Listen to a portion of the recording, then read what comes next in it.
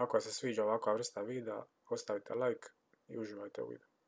Mujo i Haso otišli na nogometnu utakmicu i dogovore se da će popiti pivo svaki put kad neko zabije gol. Prođe 90 minuta i utakmica završi 0:0. Razočaran Mujo kaže Hasi: ajmo Haso mi radije gledat košarku. Pita Mujo Fatu: kako se ti ne iznerviraš kad se ja izderem na tebe? Pa lijepo, odem očistit WC, reče Fata smireno.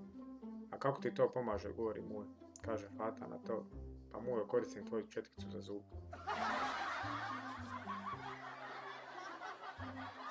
Mujo sav iznerviran dolazi u biblioteku. Jarane, vraćam ti ovu knjižurnu.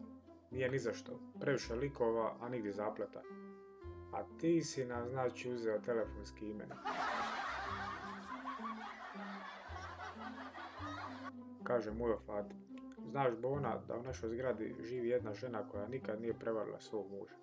Fata će na to: ma daj, nemoj zezati, a koja je to?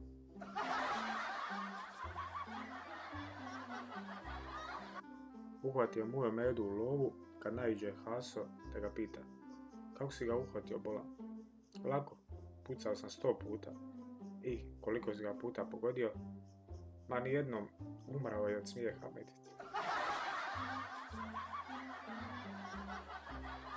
Mujo i Suljo šetaju šumom sa puškama i Mujo upita Sulju: šta bi ti da te krene lovat medvjed? Ja bi pobjegao na drvo, odgovori mu Suljo. A kad bi za tobom išao na drvo, onda bi u rijeku.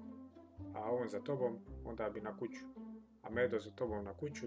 Mujo, jel ti navijaš za mene ili za Medu? Reče Suljo.